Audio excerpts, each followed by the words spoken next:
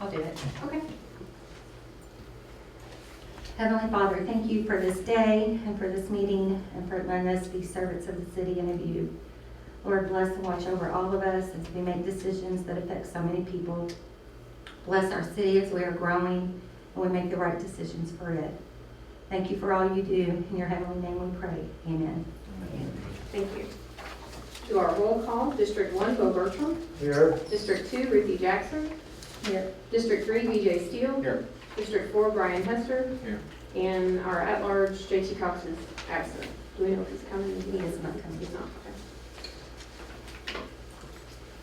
Let the record show that Mayor Hodges was present, as well as Clerk Treasurer Donna Hoover, City Attorney Perry McCall, and Michael Wilder filling in for Michael Gillenwater, the Council Attorney. So we were sent an agenda, but we need to make some adjustments to that agenda,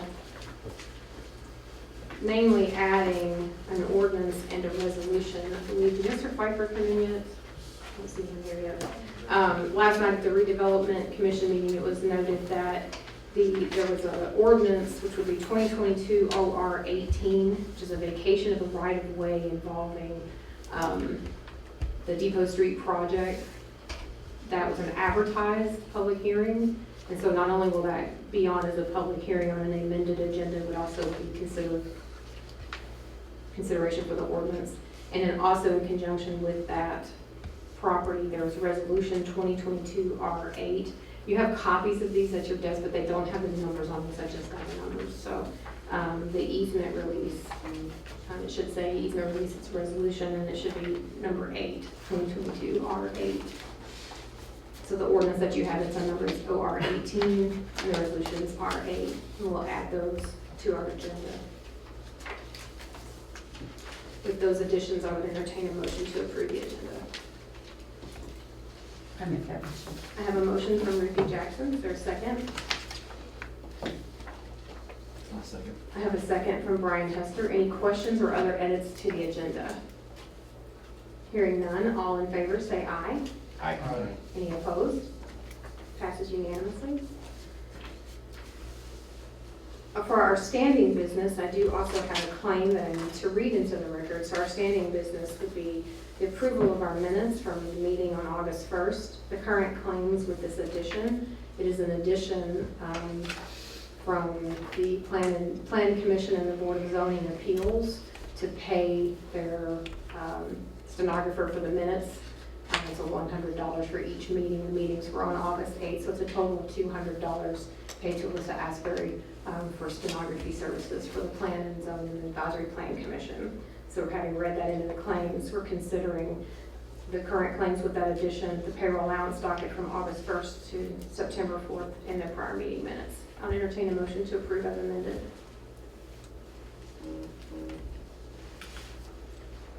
I'll make that motion. I have a motion from Ruthie Jackson. Is there a second? Second. Seconded from Bo Bertram. Any questions or discussion? Hearing none, all in favor say aye. Aye. Any opposed? Passes unanimously. Next up, we have our public comment period. We have one person who signed up, Ms. Vicki Pilcher. I'll call you forward if you'll state your name and your address. Now the chair sit. Yes, ma'am, of course, we can help you with that. Well, You got it, Dustin? Yeah, I got it. oh, thank you. I appreciate it. I can stand for you to say whatever you gotta say, but then I gotta sit. Just state your name and address and. Vicki Pilcher, 217 Dalton in Charlestown. To speak to you, speak to the audience. You speak to the council, Speak to the ma'am. council, all right, Yes, ma'am. all right. I've been having a problem for several years about fireworks in our neighborhood. I'm very aware that it's a state law that they can do fireworks, but it's getting a little much when they're doing it in the middle of the street. I have had a roof burned with bottle rockets. When they replaced the roof, there was a huge asphalt burn on my roof, the last roof I had. They're shooting fireworks off within, I have pictures on my camera from July the 4th this year. They're throwing fireworks at my car. I have the fireworks off the ground. They're shooting aerials. They're coming down, the ashes coming down on the cars. They're in with about 2.5 feet from my vehicle. with the fireworks. They were shooting off the aerials of about 8, 9 feet away from the car down. I know that Indiana has a law that fireworks can be used, but there must be a limit to protect your personal property. Police would do nothing. The woman across a street said that I had made a comment that I was gonna smack the fire out of her. I couldn't chase anybody and smack anybody if I wanted to. So I have to go to criminal court over that, which means that I have to hire a prosecutor, Attorney. an attorney or somebody to represent me because I don't have any money. And it's gonna cost over $100 anyway. So I don't have the money to keep fighting the battles with the neighbors, but I don't wanna lose my property or have a fire in the neighborhood. Most 4th of Julys, it seems to be very warm. It was this year and last year. Last year I walked down the street. They had an apparatus that was like a long platform that had these big tubes up that they were shooting the aerials out of, within 12 feet of their children sitting in the yard watching. They said, oh, they had a fire hose, it was okay. It's not okay. It's unsafe. The police let me stand there, and I stood there till they were done. And I wasn't 5 or 6 feet, which was in danger to my life, I know, and I did that myself. But I thought surely to goodness they wouldn't do that. I had asked the woman across the street if they were gonna shoot fireworks off the 4th of July in the afternoon before I left. She said no. So I thought all was well. I didn't have to make other arrangements for me to be home or be somewhere else with my dogs, not even saying how it upsets the dogs. But I didn't choose to go anywhere else because she told me no, they weren't going to. But yet when I got home and it was getting dark, there they were setting them up. I want to know if we can't do something in Charlestown to either limit the places that they can do fireworks, if there can't be a parking lot. I don't know what the requirements are on like JC. I don't know if there's something that it would be at risk. I have no idea about the laws about that, and I haven't gone any further. This is the first stop. But I think that we need some changes because they're really dangerous in our neighborhood when we have one little city street between the two houses. So, okay, you get your all's opinions and the attorneys, what can we do? Comments from the council? Do you all know that law? Well, I think, my opinion is that there, I guess the city can regulate to a certain extent times, but as far as prohibiting them from, you know, firing those off, I guess it becomes a judgment issue from police whether or not it's safe or whatever. So I don't know if there's any bright line rule that would say it can't happen or what we can do. I mean, It can't happen within so many feet of personal property? well, I don't know the answer to that question at this point. This is the first I've heard of your complaint, and so it'd be something to look at and perhaps give an answer to yourself and the council at the next meeting we have. Within safety for the residents and their property. Well, I think it's always going to be a safety issue regarding any type of firework usage. Right, and- it is. And responsible use of those fireworks. I guess that's the question, is that responsible use or is it not? But as far as a across-the-board prohibition, I don't know if. I don't if want the- that. Well, I don't know. Mhm. I don't know how you piecemeal pick and choose the locations for that to occur, but,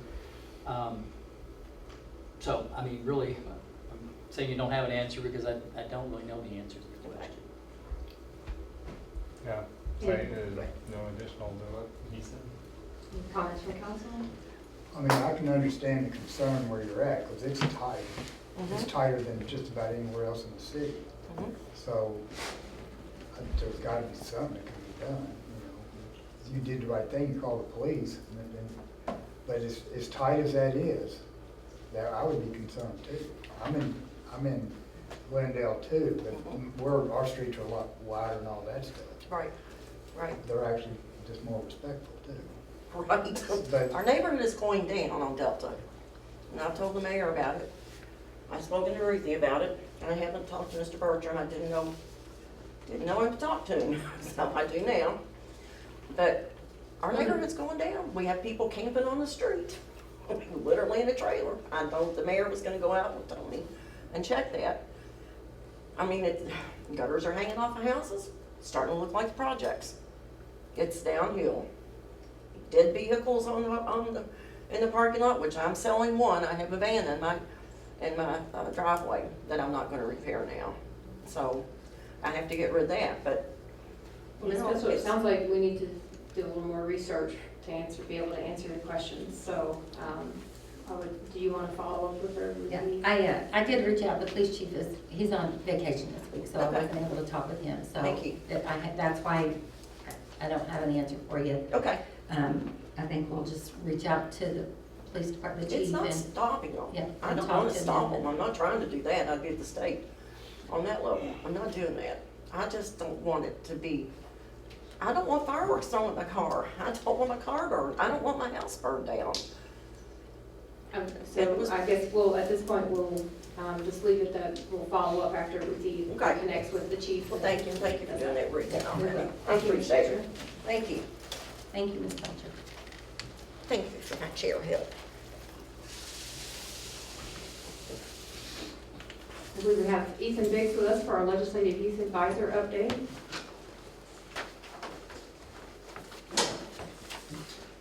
Good evening, everybody. Good evening. So, in the past month, the Charlestown High School football team's been doing pretty well compared to usual. We got the first 3 games, we've won all 3. First one was against Silver Creek. We played the first home game against them since 2018, and we won 44-13, I think. We beat them by pretty good margins. And then we played Brownstown the next week. We beat them for the first time in 10 years. So that was a pretty big win for us as well. And then I believe we beat Clarksville the following week.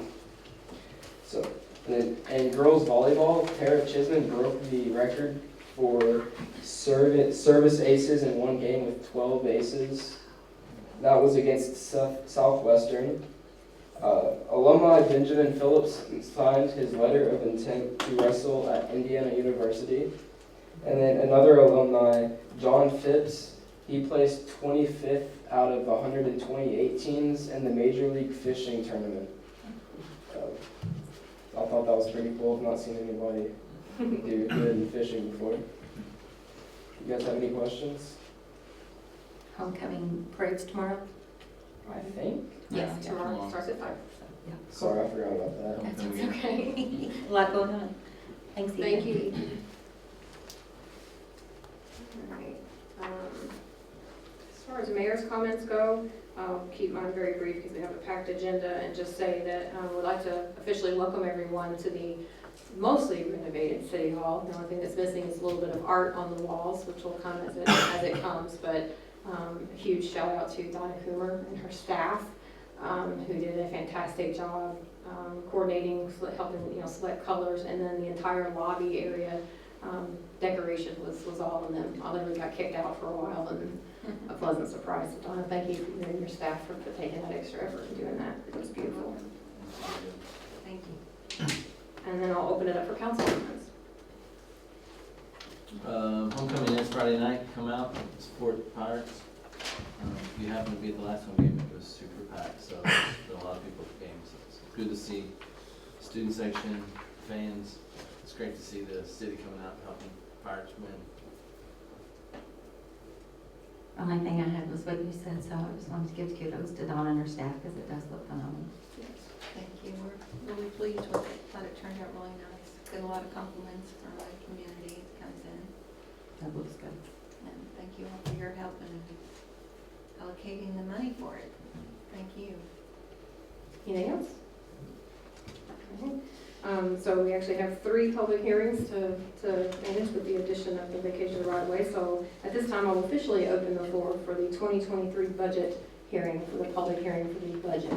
So if there is anyone at this time who has a comment, this was the advertised budget hearing for the 2023 budget. Now would be the time to come forward and make your comments about the budget. I'll do one more call for anyone to make comment or remonstrance about the budget. Hearing none, I will officially close the public hearing portion for the 2023 budget. Next up, I will officially open the floor for public comment on the Build, Operate, Transfer Award for the Quality Court project. So this is the public hearing for the build, operate, transfer award for the Quality Court project. One more call for any comments or remonstrance. Hearing none, I will officially close the public hearing for the build, operate, transfer agreement for Quality Court. And then I will move and open the public hearing for the vacation of right-of-way on the Depot Street project. One more call for any comments on the vacation of the right-of-way for the Depot Street project. Hearing none, I will officially close the public hearing portion for the vacation of the right-of-way on the Depot Street project. As we move into our ordinances and resolutions section, we have several. I would like to make an adjustment to the order in which we're going to consider these items. Seeing as how we have more than our usual attorneys with us representing these various projects, I would rather move forward on some of the things that are at the bottom of the list so that some of those attorneys can leave, mainly so we don't have to pay their bills for the entire duration of this meeting. So first up, I would call for, introduce the resolution 2022 R6, and this is Bo Zeller from Frost Brown Todd's going to come forward and discuss this. This is awarding the public-private agreement, the BOT agreement that we just had the hearing on. Good evening, Bo Zeller with Frost Brown Todd, as the mayor said. I'm going to back up and give you kind of the history of what this is and kind of the next steps. So this is a BOT, which is a build, operate, transfer that's allowed under law under IC 523. And this council adopted the provisions of IC 523, let's say it's last year, May of last year. Your all's resolution requires that the council finally award a BOT agreement. And so we're at that stage. The redevelopment commission handled the RFP process. There was a notice published in the paper. We just handled the public hearing, and now we're at the council approval piece. So that's the process. The next steps after this, pending approval, would be execution of a BOT agreement, and we'll go back to the redevelopment commission for their final approval related to financing aspects. So this is resolution 2022 R6, the resolution approving the award of a public-private agreement authorizing pledge of tax increment revenues and authorizing entry into the transaction and certain matters related thereto pursuant to the Indiana Code Section 523 regarding the Quality Court Road infrastructure project in Charlestown. Do I have a motion to approve? Make the motion. Motion made by Brian Hester. Is there a second? Seconded by Ruthie Jackson. Are there any questions or discussion? BJ, was everything great with the? Okay. Development seemed happy with it. Anything else? All in favor of approving resolution 2022 R6, please say aye. All right. Any opposed? Passes unanimously. Thank you. Thank you. Go home. Yeah. Get off the I will. Turn off the clock.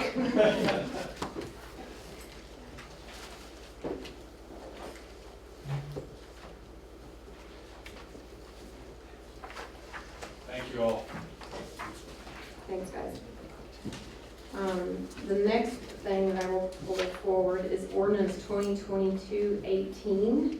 This is an ordinance vacating the public ways within the city of Charlestown for the Depot Street project. We just had a public hearing on that as well. I believe Greg Pfeiffer is here to address any questions related to this. Greg, is there anything you want to say?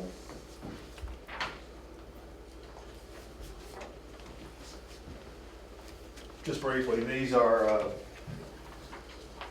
with the redevelopment commission working on the Depot Street project. It's necessary to vacate those public rights-of-ways in order for the plan commission next week to be able to combine all of the parcels the city has acquired through the years into a consolidated plat, which will accommodate the plan development. So with that, the lands will revert from the center line of High Street and the center line of Madison Street and the center line of the Green Alley and the Undink Alley, and they'll go to the adjoining landowners. But this, in essence, makes the land developable as a single project and is a necessary step. But I'll be glad to listen to any public comment and answer any questions that comes up out of that.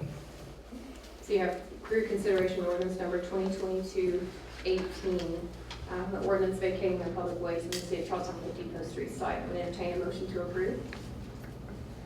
I'll make that motion. Motion made by Ruthie Jackson. Is there a second? Second. Seconded by BJ Steele. Any questions for Mr. Pfeiffer? So, this land, the streets, I don't understand it right. That land, the center of those streets will now become the people that own the parcels next to it? Yes, it will go to the center line of the streets. Most of those parcels, most if not all those parcels, are already owned by the city, so they'll revert to city ownership, but unencumbered by the public's right to use the existing right-of-way. So that when the planning commission comes back and takes all of those lots, including the vacated right-of-ways, the property that the city owns that will be used for the Depot Street project will be one single lot without right-of-ways running through it. So that's the whole purpose of doing this tonight. So basically, it's just taking all of these parcels and putting them in one. Correct. Okay. It eliminates all the side yard lines, the setbacks, all of those zoning issues, so it just simplifies life to get this project done. And it doesn't affect any of the homeowners. Absolutely not. Okay. And it doesn't affect any existing utilities that are using those rights of way, so the city will deal with that on a separate basis. Any additional questions or discussion? Hearing none, all in favor of approving ordinance 2022 OR 18 on the vacation of the right of way, please say aye. Aye. Any opposed? Since it's passed unanimously, I would entertain a motion to suspend the rules in anticipation of approving this on its second and final reading. If I can get that motion. Make a motion. I have that motion by BJ Steele. Is there a second? I'll second. Seconded by Ruthie Jackson. Any questions on the suspension of the rules? Hearing none, all in favor of suspending the rules in anticipation of passing ordinance 2022 OR 18 on its second and final reading, please say aye. Aye. Any opposed? That's unanimous. So then calling for the second and final reading of ordinance number 2022 OR 18 on the vacation of right-of-way for the Depot Street project, and entertain a motion to approve. So moved. Motion made by Brian Hester. Is there a second? Second. Seconded by BJ Steele. One final call for discussion. Questions? Hearing none, all in favor say aye. Aye. Any opposed? That passes unanimously.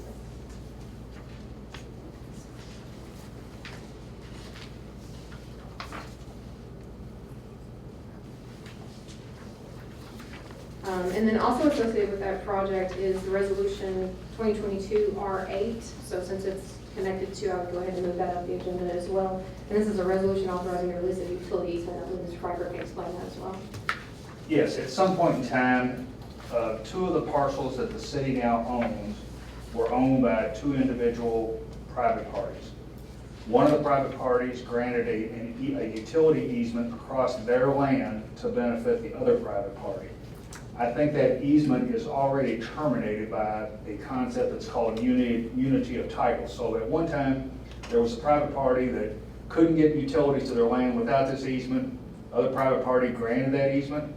But once the city acquired it, that easement was no longer necessary and it gets merged out of existence.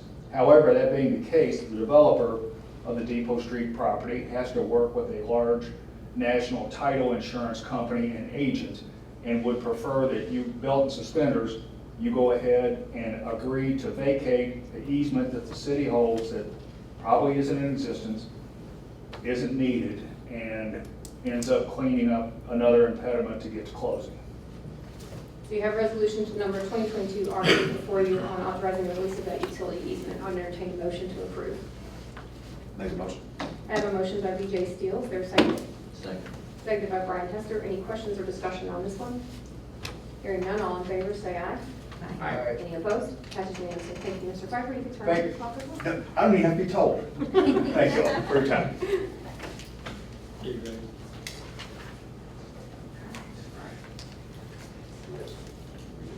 It's a resolution. Really.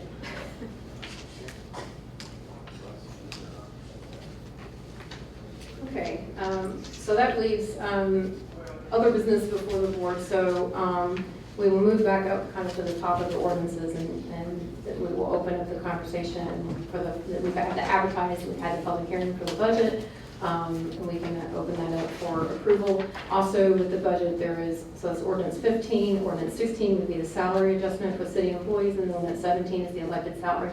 those three things sort of go together, so I know often these conversations can blend, and of course, we will pass them or consider them independently of one another.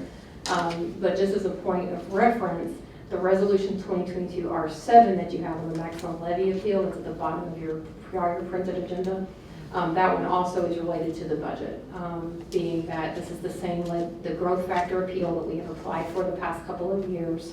It has gone up substantially, and we certainly don't want to lose the opportunity for that revenue. That resolution has to be passed by October 19th and submitted to the DLGF, so it's up for your consideration as well. So I would open the floor for consideration of the budget ordinance, the 2022 OR 15.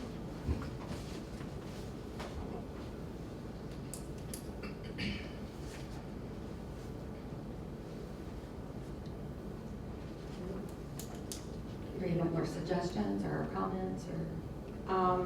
Well, I met with one, so the budget was presented on August 1st, 5 weeks ago, and I extended the offer that I'd be happy to sit and discuss.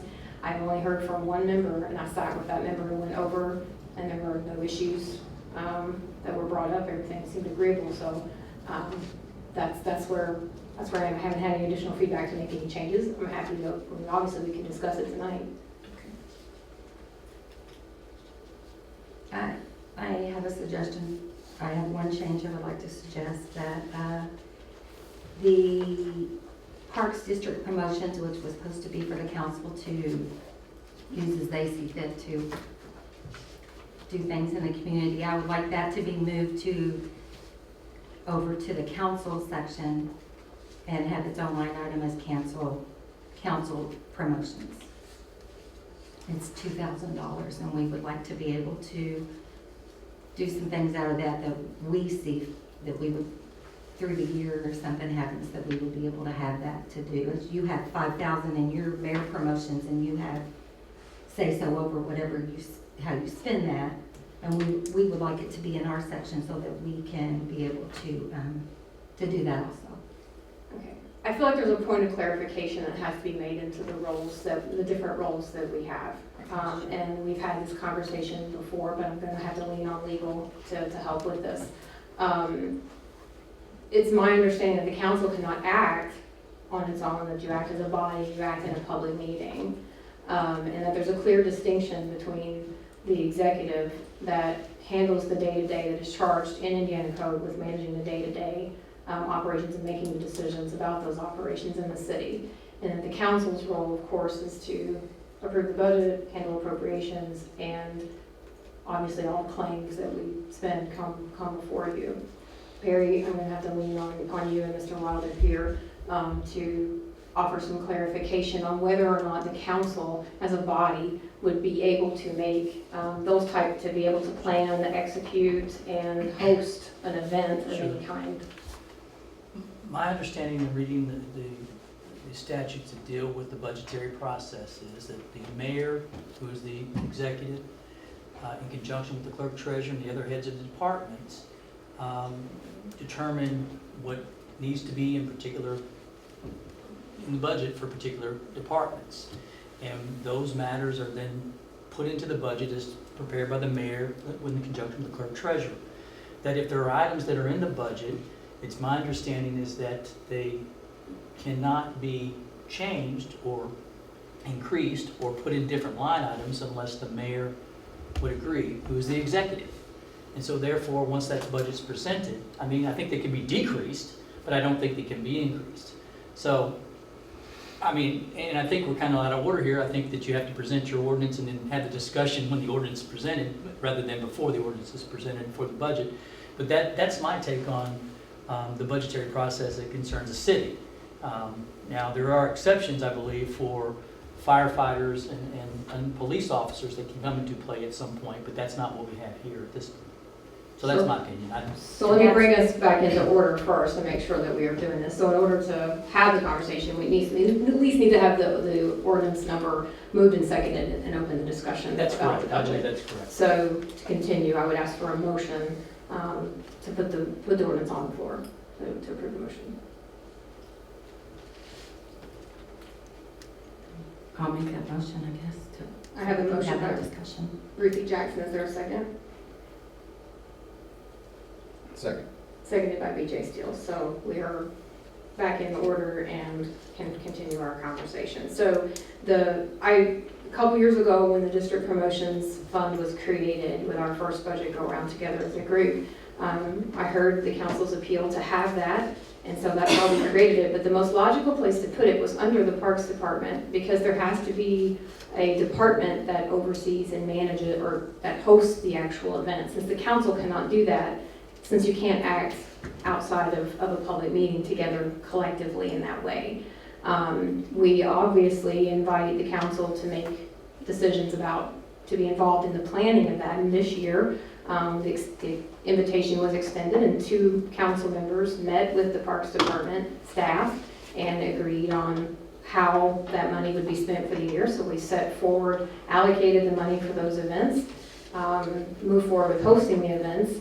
Now, there were some changes later on that were proposed, but since the money had already been planned, it was already planned. So I'm happy to leave the district promotion line, but I still think the correct place for that line is the Parks Department. And then again, that invitation is extended to all of the council members to meet one-on-one with the park staff as they do their planning in January and February for the year to determine how, what role and what opinions you have about how that money should be spent on what promotions in the districts. And unfortunately, things come up through the year that we don't anticipate, as anybody can anticipate. And that's why we would like to be able to do some things. If we have another natural disaster or anything comes up, we would like to be able to say, hey, we would like to do this. But that hasn't happened.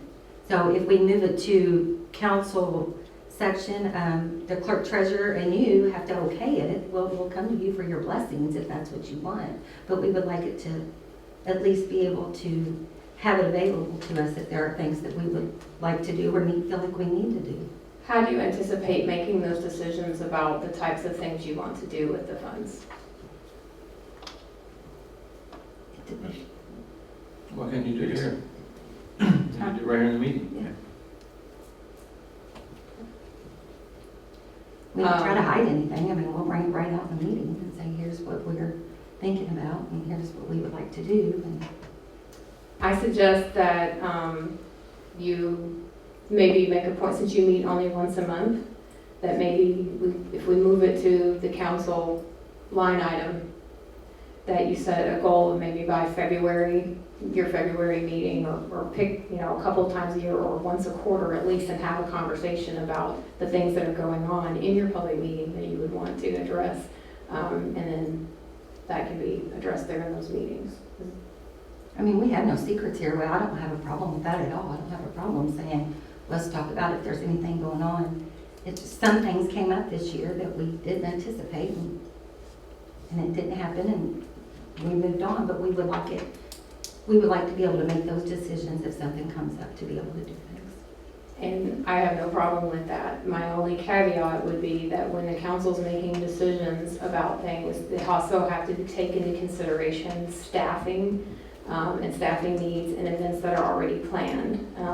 And where staffing is short for a week, if there's something you want to do or whatever, the council themselves would be stepping outside of the role of the council if they planned an event, hosted an event, and did an event all on their own in this capacity. So I have no issue moving the 2,000 district promotion line from the parks to the council line item in the amount of $2,000, with the understanding that any decisions made about how, or any recommendations from the council about how to use that money would be conducted in the public meetings. And we wouldn't have it any other way, I don't think. Would we? I mean, I have no issue with that change.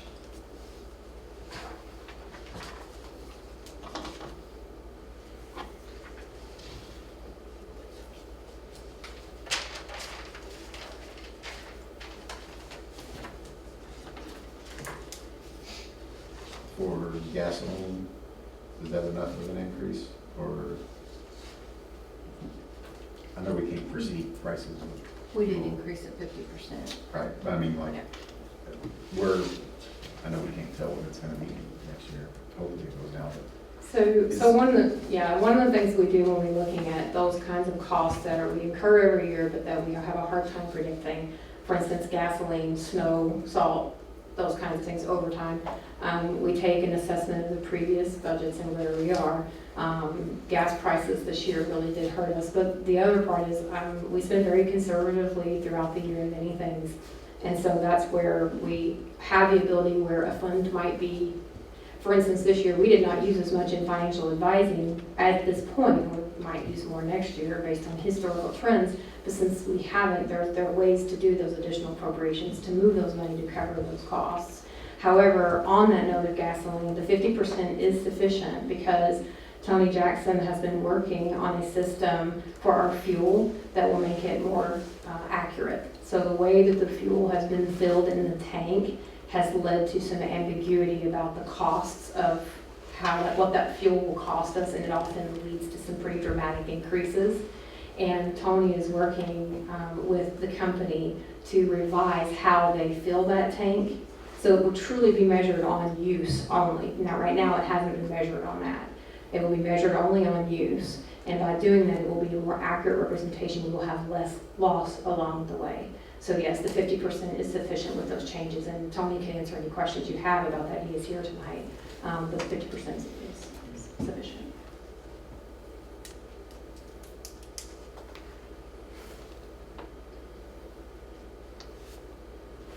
Other questions? Do we talk about salaries? Is that? So normally we would, this is where it all blurs together, right? So normally we would take a read. Keep in mind that we're only doing the first reading of the budget tonight. So if you pass this on first reading, it's not adopted until your next meeting where you pass it on second reading. So it is possible to vote on the budget on first reading and approve, knowing it hasn't been adopted, and then take on the other ordinances as they're presented with the salaries, and make any approvals of that. Each of these ordinances, I will say, is only being considered on its first reading tonight. So the budget, the salary ordinance, and the elected official ordinance are all only being considered on their first reading tonight. It's the anticipation that anything that comes up here that would require any adjustment before final adoption at the next meeting could be accomplished. And you have your deadline. And within our deadline, so. So if there's nothing else on the budget, I would call for the vote on the first reading only of the budget for 2023. And I would ask those in favor say aye. I don't understand that it covers everything. I'm sorry. So then we're going to come back and we're going to go to OR 16. We're going to discuss it next. Yes, so this is only the first reading of the budget. It's not the formal adoption and it's not the final reading. So you can approve it on the first reading and then move on to discuss the salary ordinances. Everything on that related, everything to the budget, which is OR, don't listen my numbers, OR 15, the salary ordinance OR 16, and the elected official salary OR 17 is only being considered on its first reading tonight. It will come back before this council at their October meeting for its second and final reading. So it is possible to pass this on first reading and still make edits before the adoption. So I would call for the vote and ask for those in favor of approving this budget ordinance on its first reading to say aye. Do these salary budgets, the salary ordinance, do they affect the budget? Yes. In a way, yes. The salary, That's kind of, they all tie together, so I mean, you hate to just pass it without. you're not passing it. On the first reading, without knowing how these things affect it, so. Again, any edits can still be done after it's approved on first reading. It just moves us through the process so that we don't table it and then have to have another additional meeting. We still have a month before the advertised adoption that we can work out any changes on the budget ordinance, even if it's passed on first reading tonight. And it would not be adopted until your second reading.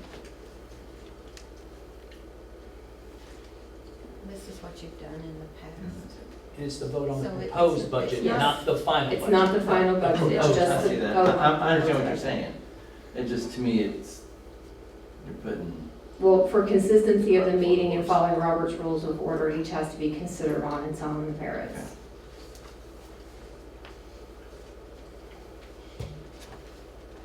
So we are voting on OR. 15, the budget on its first reading only. And so I would call for the vote and ask if those are in favor, please say aye. Aye. So I have that unanimous on first reading.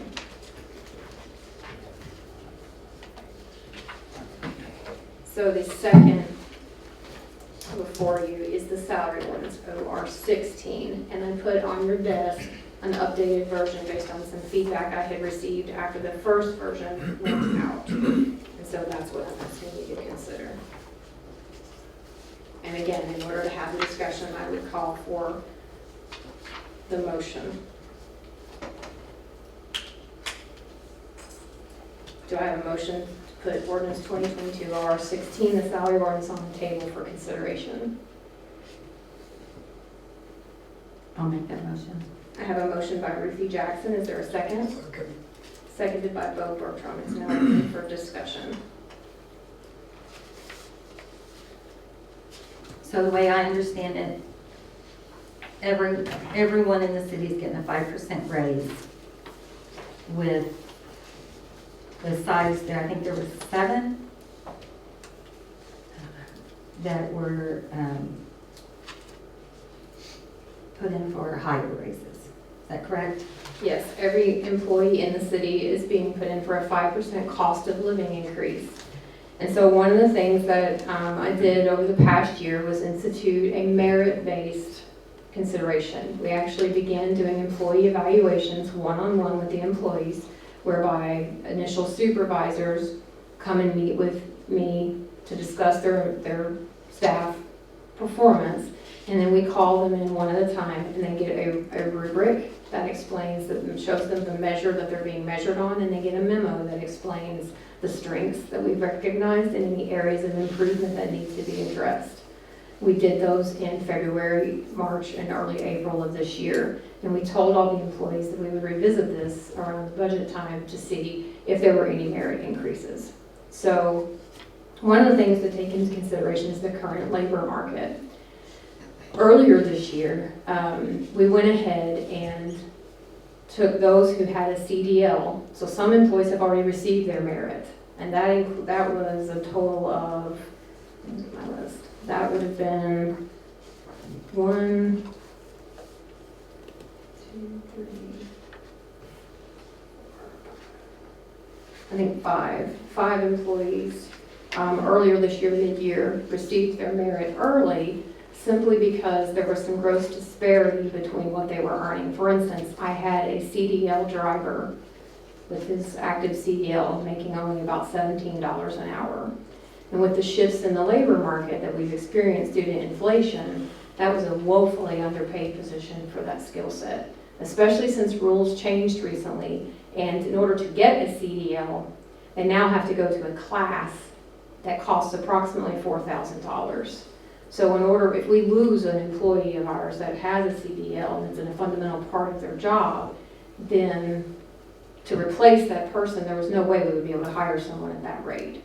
So what I did was I gave merit increases rates to ensure that none of our CDL drivers would be making less than $20 an hour, to bring it more in alignment with the labor market.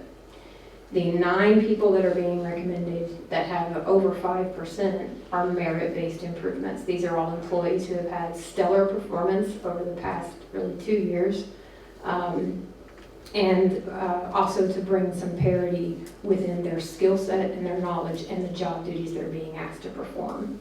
So 2 of them are being recommended for a 7% increase. 1 of them is recommended at a 15% increase, and the other are recommended at a 13%, with 1 employee who has taken on a significant amount of extra work in a newly created position that has evolved over the past year to bring that person into alignment at a 23% increase. This responds to where we are. So I know that sounds like a lot, but here's the logic behind it. I spend a lot of time in economic journals and assessments, and economists are saying that inflation is stabilizing. That's what we're seeing. We know that as a municipality, we won't be able to pay what the private market pays, and we don't expect to be able to pay what the private market pays. However, we do have the duty to our employees to provide a reasonable living expense and especially in response to those labor market trends. Economists are saying that although stabilization is happening with inflation, the job market will lag a bit behind. I pulled the data in making these decisions of our living wage expectations for Clark County, and they break it down into categories for households where there's one working parent and anywhere from 0 to 4 children, what it looks like when 2 working parents are there with those numbers of children, and the numbers of 2 parents with only 1 working and such. The living wage encompasses just what it takes to survive without government assistance. So it looks at regional trends, looks at demographics here locally, and it looks at cost of living, including housing, food, transportation, childcare. This does not factor in a huge saving plan, and it does not factor in luxury items like vacations. In Clark County, when I took an average of what it looks like for a 2-adult household and a 2-child household, the living wage, meaning what a person must make in order to avoid any kind of government assistance, averaged out to $31 an hour. That number goes up depending on the situation. Among our staff, we have single mothers who are raising 2 children, and their average would be $35 an hour, and they're nowhere near that. And nor is this proposal taking them to that level. We also have staff members where both parents work and they have 2 children living at home. That number should be about $34 an hour. Again, we're not there, and this proposal isn't taking us there. But what it's doing is it's taking a person who currently maybe earns $22 an hour and has a stellar work performance, and it's giving them a wage of $24 an hour. Still well under the living wage recommendation for our county, and still well under what the private market pays, but more reasonable in order to keep that talented individual working for the city of Charlestown. Finally, I just want to say that if we're out here, as I am on the regular, trying to attract businesses into River Ridge and into the new Shadow Lake Industrial Park that's going to be built, one of the things that I stress is that I want to offer incentives and attract companies that are going to improve the economic situation of the people living in Charlestown. And wages are a major part of that. And I believe that as a city, we have an obligation to attempt to pay as close as we can to those wages that are competitive with the existing private job market, as an ethical responsibility to show that we also see the value of improving the economic situation of our residents. And that's the justification behind the changes you see.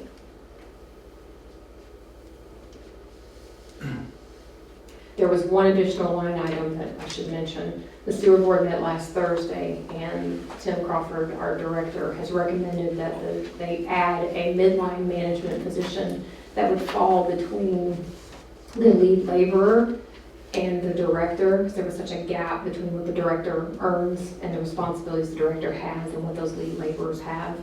They made it clear, and Tim made it clear, that he is not intending on hiring these positions right now, but would like to add that as the plant grows, so that when the plant, as needs arise, as pump stations are repaired and when we begin to enact the maintenance plan that is being required by the agreed order, that if he has staff members that warrant that level of responsibility and additional job duties, and the money is there, that they would be able to do that. That would, of course, be a decision, the hiring decision would be one that would be done by the sewer board, not in isolation.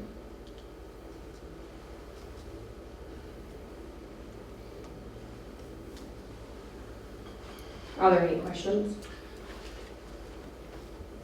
So these 9 individuals,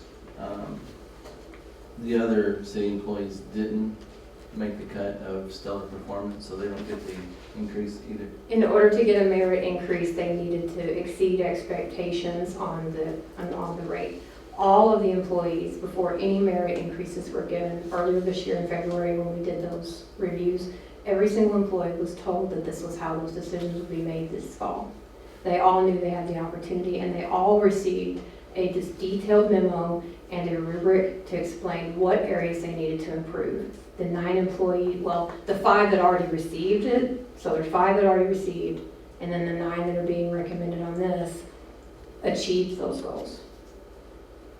And if 5% is the biggest merit or the biggest cost of living that this council has been asked to do in the time since we've been working together.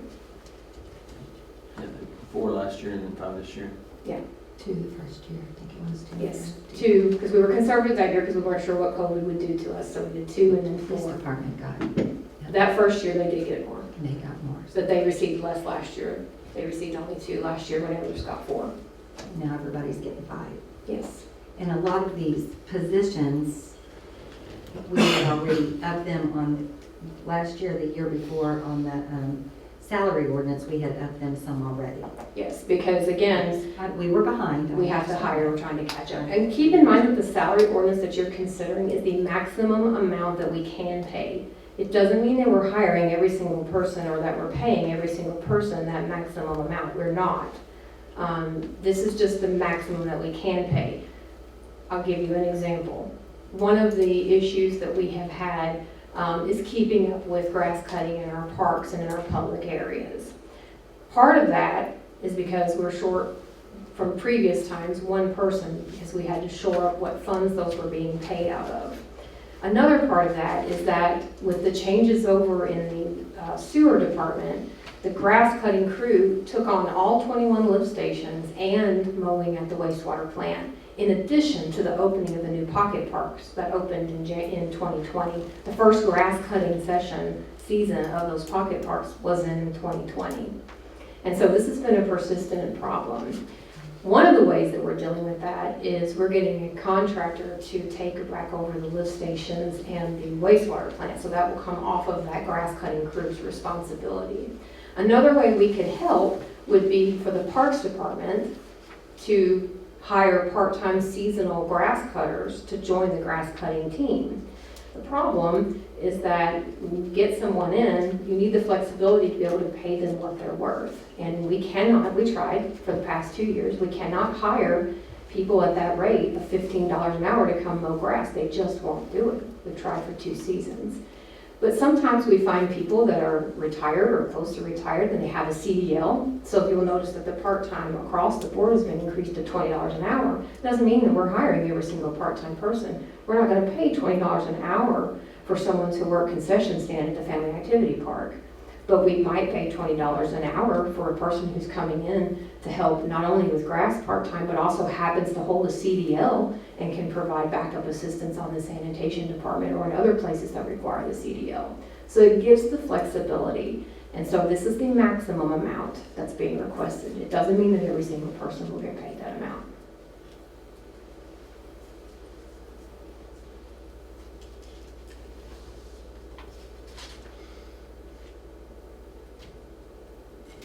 Can I answer other questions?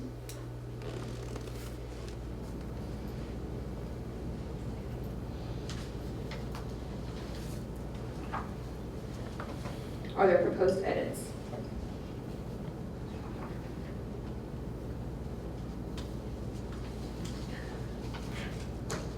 I propose that we do a 5% across the board for everybody at this point, and then if things get better or funds get better, we can come back and entertain it next year as to where it needs to go up. We got 4% last year, they're getting a 5% this year. I'm not saying it's the best of living, cost of living, but 5% is pretty good, and they got 4 last year and 5 this year, that's 9%. I know that's not where people want to be, and I'm sorry, I am. I wish we could give everybody a 13% raise, but if we're being fiscally responsible, I don't see how we can do that with the raises we have already given in the salary ordinance, and then we will have others coming back that are going to be upset. I've already heard from 4 or 5 who are upset because they got wind that some people's getting this and they're not getting this, and it's not fair, and they work just as hard. I don't know how to balance it out, but for me, the fairest way is to make sure everybody gets a 5% raise. And so I'll speak to that in just a moment. Anytime someone comes, if an employee comes to you and says, well, I feel like I work just as hard and I haven't been slated to get a raise, I would encourage you to tell them to come to me. Well, I told them to go to the And- supervisor and they did. Okay, and it was made very clear, every single employee sat one-on-one with me and their supervisor earlier this year. And they, like I said, received direct feedback on the things they needed to do to improve their performance. The reason that I think it's important to institute a merit increase or merit program is because it helps us run like any organization should. Just like any organization, we have good employees across the board, let me say that. But we have some employees that rise above and beyond on a regular basis. And we have some that sort of coast, and that's just the way it is in any organization. I don't think it's fair or appropriate to do a simple 5% or any percent increase across the board and not offer some level of acknowledgement for quality, good service to those employees who have earned it. It's demoralizing. It's hard on the work atmosphere. It's difficult to see an employee who strives for excellence on a regular basis receive only the same increase that an employee who doesn't receives. And again, they all have the opportunity every year to earn a merit increase and to receive that incentive. And there's only a few that are in the 5%, like you said, is respectable as a cost of living increase. But I do believe in rewarding those employees and helping preserve those employees to keep them here and keep them working for the city of Charlestown as hard as they do. There are some that if they do not receive acknowledgement of their service are likely to go elsewhere. And then we are going to lose good, dedicated, hardworking, stellar employees.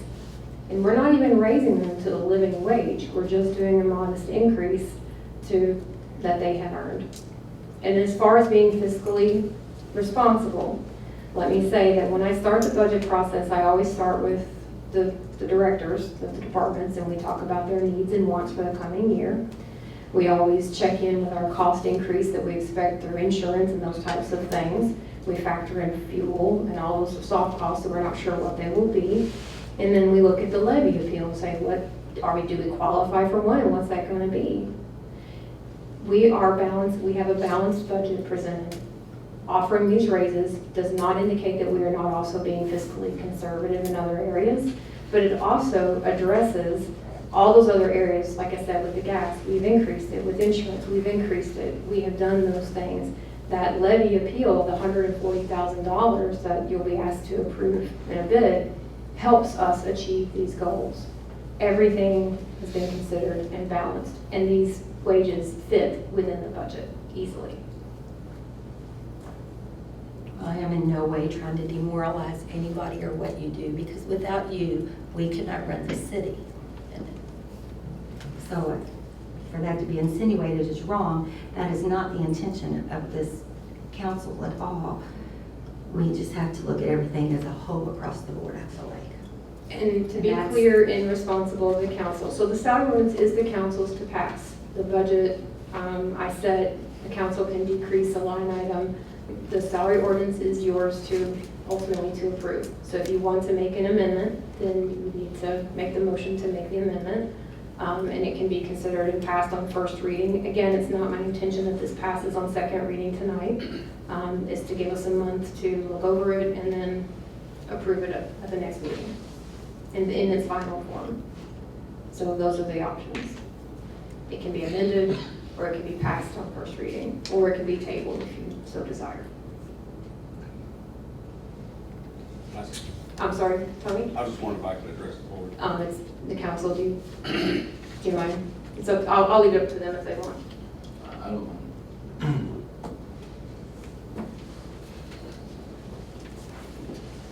Yes, the council's pretty much aware. Over this last 7 to 10 months, I stepped in as the utilities director, and I got to know these guys. And what the mayor was saying was spot on about trying to get replacements. The thing we got to worry about, I am really worried that there are at least 3 guys that will just walk out the door, and the person that we'll have to pay to replace them is going to be actually over the salary of what we need, what they're asking. Okay, that's a big concern. But if the council actually has an issue with the budget, then my proposal is I'll make the offer that if I think it was $22,000 is what the up would be. If the council could come up with half, we could take the other half out of my salary. Because I feel that's, I am dead serious.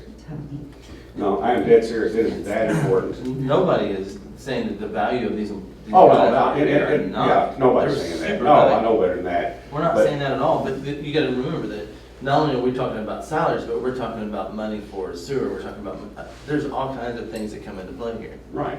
So nobody's ever insinuated that these No, guys no, aren't. no, I know you sewer. guys haven't, I know. These guys I know are you know. amazing, they do great jobs, and we're very lucky to have them. That is not what we're No, trying that's to not say. what I'm trying to insinuate, I But know it's, you but it's guys. getting brought across that way in some ways. No, I don't think so, I think that everybody, we know what you guys care about these guys, like I do, right? But, Do they? Because I got a couple of calls and it made it insinuate that we don't, because we're not doing what is asked of us, that we don't appreciate them. That's not true at all. So do we take this personally? A little bit, but we have to do what's right for the whole city. Tony, you've been on the council, you know how Oh, it yeah. is. And it's not an easy decision, and to look at them and say, I don't see how we can give you a 13% raise. We lose sleep over that. I lose Oh, yeah. sleep over that. But it's not because we don't want to. Oh, It's because that's why- fiscally, we're looking at everything and we see what we're up against in the next 2 years. And we see things that we're gonna have to come up with, and we're struggling with how all this is gonna happen. It looks great on paper right now, but to make it happen, that's a whole new story. well, the And budget to has come to up be with all that balanced. money is a whole new story. The budget has to be balanced no matter what, so if you're putting these raises in there and the budget comes out balanced, right on it, then. But you're taking money away from something else to put that money But- there, to make it balanced. We'll see what will be taken away. To be from. fair, we have considered all of those items and we have accounted for those items in here. And to your point about the sewer, I understand Right. deeply the stress about funding the sewer. None of this is related to the sewer. The sewer department is Fee-based. funded on fees, not the budget, not the general fund, not the taxes. So- It's purely fee. You're saying that when there's gonna be changes made to the sewer, upgrades, that you're not gonna come and ask for money for the sewer from the council, from the city? We cannot spend general fund money on making upgrades to the sewer. That money has to come from other sources. It's not attached to this budget. No, sir, it's not. I want to be perfectly clear for everybody to understand, there's no way that you guys don't appreciate that guy. I know better than that. They know better than that. I don't think they do, because that's Well- not what we're doing. All I can do is just tell them so, but I mean, if you can come up with half, we can come up with the other half out of my department. That'd be the easiest way to do it. You're doing 3 jobs right now, and you're gonna take half the pay? You talk about 12,000. I can get hot dogs, I don't care. No, it's hour, but I mean, it's true, I mean, it's important. I don't want to lose these drivers that we have. Nobody does. I know you Nobody don't. ever does. But. Nobody ever does. Oh, I There's understand just that. so many things in play, so, Well, here's my take. I believe in the merit system. absolutely. If you're gonna go above and beyond, you recognize. Does it have to be that much? Is there a number that would work with those raises? These were the numbers that, again, with all the comparison I did in talking to the laborers and talking to the supervisors about the types of jobs and positions and pay that they can get. I can tell you that, for instance, we have Class A CDL drivers on our team. Those Class A CDL drivers, I'm proposing raising, one of them would be a 13% increase, which would bring him to $24 an hour. He could leave now and easily go make 35.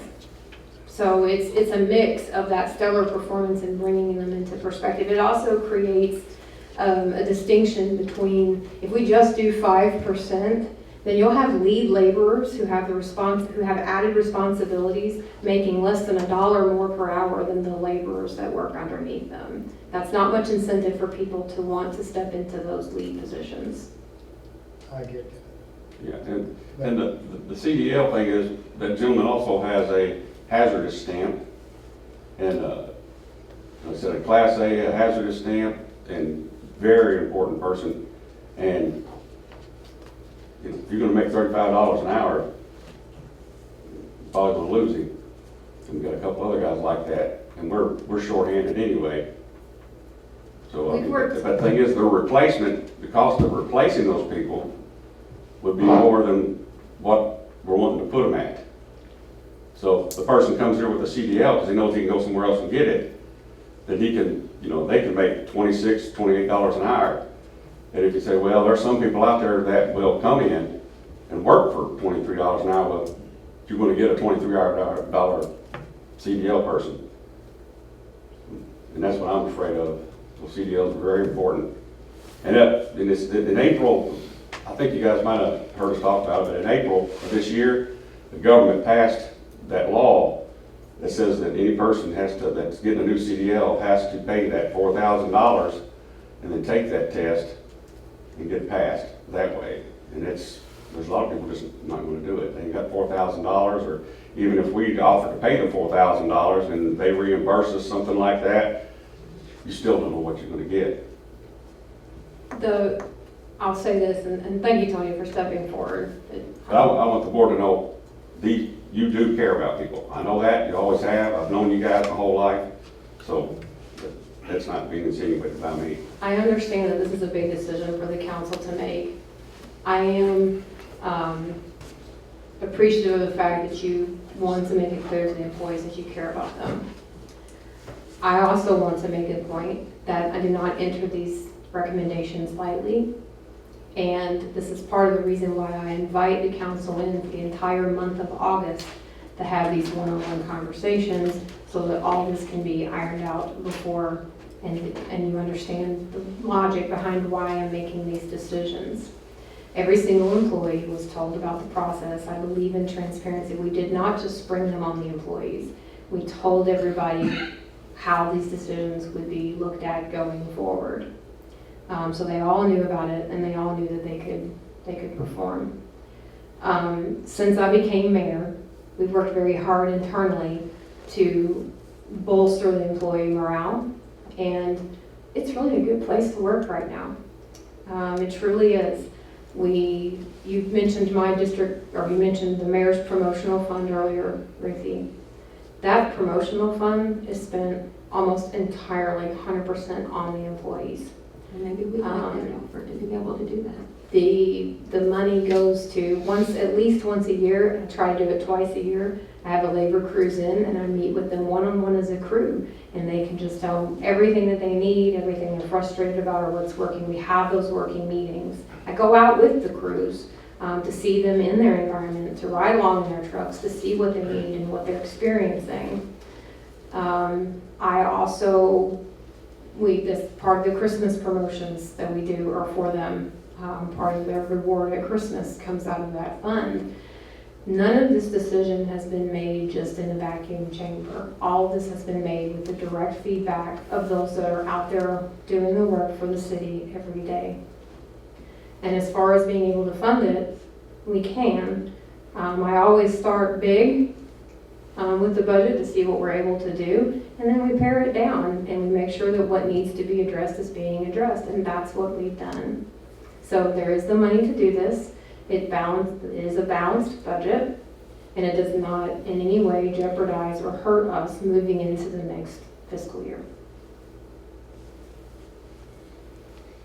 And so to take action on this, again, it can be tabled. It can be passed on first reading, understanding that it's not final and there's still a month to discuss and make any edits before it's adopted at its second reading in October. Or a motion can be made, seconded, and voted on to make amendments to it as it stands before you vote on approval.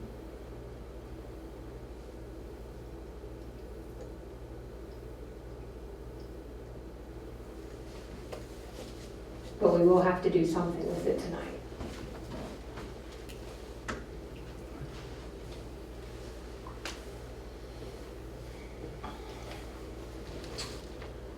I say we table it, let's talk about it some more. That's just me. And I believe the deadline is November 1st for this, so we have time. So I have a motion from Brian Hester to table the salary ordinance. Is there a second?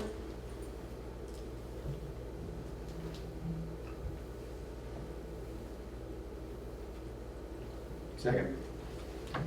Second from BJ Steele. Any questions on tabling? All in favor of tabling ordinance 2022 R16 on the salary ordinance, say aye. Aye. Any opposed? That was tabled for the next meeting. So the next ordinance would be the 2022 OR 17. This is the elected officials' salary. And again, I would need a motion to put that on the table for discussion.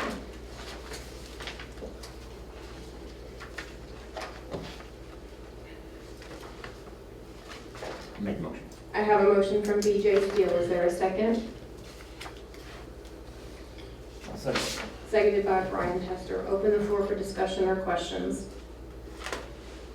I don't think I need a raise. I don't feel like I need a raise, so. It's just me. So the proposal is a 5% increase in elected official salaries across all elected officials. It can be, again, this is not, I'm not intending to pass this on two readings tonight, it's the first reading. So you can either take action as it sits at the 5% and pass on first reading and then take up the next meeting for your second and final reading. You can make a motion to amend if there's a recommendation for amend, or it can also be tabled entirely depending upon the council. I will remind the council that if the 5% is considered too much, it can be reduced. But I will say that it is wise practice to offer at least a cost of living increase even for elected officials, so as to avoid times in the future whereby there hasn't been an increase in a long period of time. This has happened historically, I believe, since Don's been here even, whereby there had not been an increase, because it's hard to say, okay, yeah, give me an increase. I get it, you're voting on an increase I understand. But if you don't and do any increase, then time goes by and suddenly a decade has passed, there's been no increase, and the salary for elected officials is woefully underpaid as well. So let's keep that in mind. Well, I'm all for the increase. We took 2 last year. 2. Everybody else got 4. Yes. So I think it's unfair. In the past, we've done, what was it, the first, did we do 1, or how did we do 2 the first year? So 2 the first year that we were together, 2 last year, and everyone else received 4 last year, except the police, they received 2 last year. And then this year it's proposed at 5, but again, it can be amended.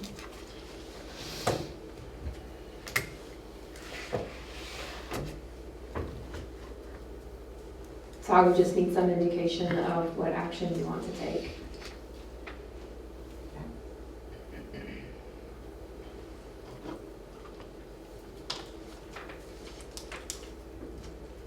Let's vote on it.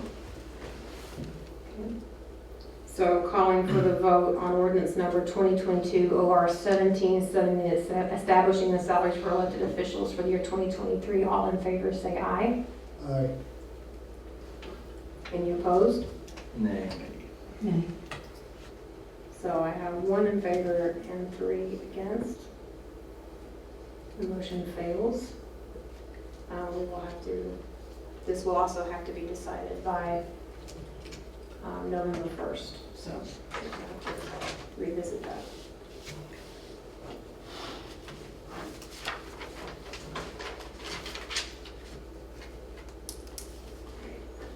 Next up on the agenda is Resolution 2022 OR 5. This resolution abolishes the dormant funds and transfer from the previous water account. Since the city sold the water utility in 2019, these are funds that have been dormant since 2019, since the fund is no longer used for water. And it transfers that remaining fund balance to the EPIC fund for use in city services. Do I have a motion to approve? It wasn't OR, it was R, correct? It's R. 22, and I think Donna checked with State Board of Accounts on this to verify that the fund could be closed because it was a dormant fund. Exactly. And the money could be moved. And the total amount is, well, it's 2 funds. One, the operating budget from the water department had a balance of $39,484.28. And then the meter deposit had a balance of $37,201.54. So that the balance would be going over to the fund, the EPIC fund for city services. If it sits in the dormant fund, it can't be used, I'll say that. The water department no longer exists, so it does no good sitting there. So I would need a motion to approve. So moved. I have a motion from Brian Hester, is there a second? Second. Seconded by Bill Bertram, discussion or questions? I do. The $39,484.28. I understand that we're still a little short on the renovations at City Hall. That's correct. Okay, I would suggest that that $39,484.28 go towards the renovations to, Yes. so that we're free and clear of that. The Okay. $37,201.54, I would like to suggest that that could be put into the capital trust. Our capital trust is very low, and we are going to have to bring money out of that to help in the sewer plant, and we have little to no money in the savings if that happens, and I feel like we, once again, need to be fiscally responsible and at least grow our savings back up to where if something happens and we are going to need millions of dollars. Right now, there's 5.3 in it. If we take 3 to 5 million out of that for the sewer plant, that doesn't leave a lot of money in our savings account, and that's what the capital trust is our savings account, correct? Yes. So my suggestion is that we do the water operating, 2 renovations to finish City Hall, and then the water guarantee meter of the $37,201.54 go back into our capital trust. I hear you, but we have over $5 million in that fund. And the reason that that $37,200 is being requested to move to the EPIC fund is because we have other expenses that have come up that need to be addressed in city services. Putting that $37,000 into the capital trust fund and savings does not allow us to perform the duties that we need to perform as a city. For instance, some of those things involve striping on Stacy Road that needs to be done. Another of those issues is the discussion of paving in Danbury Oaks that needs to be done that was not included in the community crossing. It doesn't currently exist in the budget, but it sounds like legally something that we're going to end up having to do. There are other expenses that are happening this year that money could be put to that would ease other sections of the budget, and putting it into the EPIC fund meets that goal. And yes, the $39,484 going into the EPIC fund is intended to cover the difference in the renovation costs. And I've had that conversation with Donna and confirmed that that would be a top priority. But I don't recommend putting it in the capital trust fund for that reason. We need this money to be able to perform other services in the city this year. And it just eases the burden we have. We'll end up with a surplus, we do every year, but it makes it more easy to address those needs right away to have it in the EPIC fund.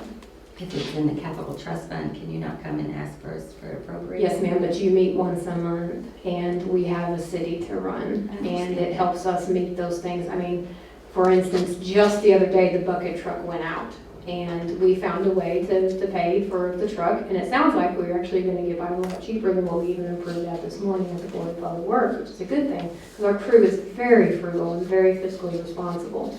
But $37,000 in the spectrum of 5 million, over 5 million sitting in the bank account right now. That we is a have drop to in the take bucket. money out of, you've said it publicly, that we are committing $5 million to our sewer plant. If that happens, that leaves us $300,000, period, in our savings account. It will leave 1.3 million in that account. I was told today there's 5.3 in there after everything that has been told that will come out of it comes out of it.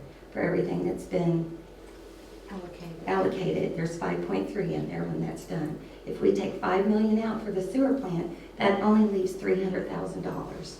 There should still be more than that. I think there might be some off of the allocation. I might have duplicated something and told you, because when I was looking at it, it should be 1.3. We went over and it was less, because I had talked to her. Because the 800,000 that you are, let me make sure you understand, the 800,000 that you already appropriated for the wastewater design comes out of the 5 million. So you're not being asked to contribute another 5 million. You're asked to be, the total was 5 million, and you've already taken 800,000 out of that 5 million. So that only leaves the 4.2. So you're not taking out another 5 million. Taking out 4.2. And again, that leaves a fairly large cash surplus for a city of our size. Do we know where we're gonna be at on this one, with all the? We're not finished yet. There's a chance we may not. I mean, we are committing it in order to make sure that we're opening ourselves up for the funding, but I'm not finished. I have a meeting soon about USDA money that's available. And so I'm optimistic we will continue to receive grants that will bring that down. What I'm saying is 37,000 isn't a whole lot to add to the savings account, but it is a whole lot to help us get some of the items done and check off and make sure we have that cash surplus at the end of the year. It helps us do the daily performance of the city. And putting it in that capital trust fund does not, because then if we have a situation where we need to use it, I have to wait to come back to the council. So I'm asking the council to put it into the EPIC fund so that we can operate the city. I made my motion, so Are you making that edit in the form of a motion? I'm making this a form of a motion that the water operating go in, EPIC for renovation of City Hall, and that the water guarantee meter go into the capital trust. So we have a motion on the floor to edit this ordinance so that the water operating amount of $39,484.28 goes into the goes into the EPIC fund for the changes at City Hall, and that the guaranteed meter deposit amount of $37,201.54 goes to the capital trust fund. Is there a second? I'll second. Seconded by Brian Hester. In the discussion on this item, I also want to point out that I'm always happy to go over all these lists with the council members if you ask what upcoming projects or needs we have. But in addition to those City Hall changes and renovations, one of the issues that we have is that we priced out having all of the lights replaced on Monroe Street, the lights installed. And while we have the lights in-house and we have the poles ready to go, one of the things we're short on is wire. And in order to finish out the entire stretch of Monroe Street with those lights, we need to purchase more wire. Tony, do you recall what the balance on that was?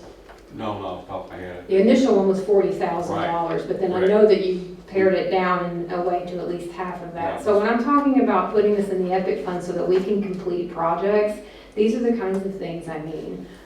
These are the daily decisions that we make in the city that come up that allow us to do that. And $37,000 off of a total budget of $4.3 million is not a lot, but it does go a long way in helping us just get the business of the city done and making residents happy. And those lights on Monroe are one of the things that people really want to see done this year. So keep that in mind.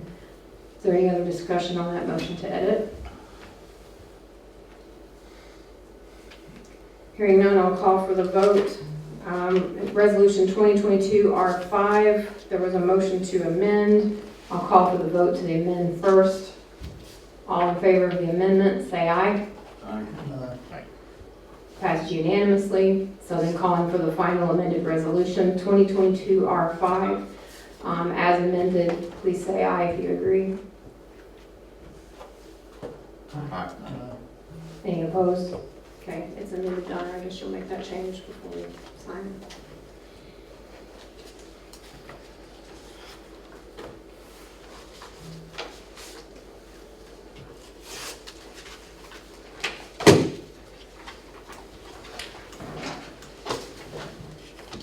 And then the final item for our consideration is Resolution 2022 R7. This is the petition to appeal for an increase above the maximum levy. So our 3-year growth factor as calculated by Baker Tilly shows us receiving an additional $142,574 in our budget this year.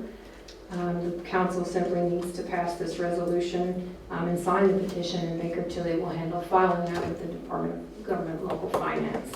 So do I have a motion? I have a motion for BJ Steele. Is there a second? Second. Seconded by Brian Tester. Any discussion or questions? All in favor of approving Resolution 2022 R7 for the growth levy appeal, say aye. Aye. Any opposed? Passes unanimously. She will need you to sign on this petition. Yeah, the meeting is over. I have a stack here for you to sign before you leave. Are there any other matters to bring attention to before the council this evening?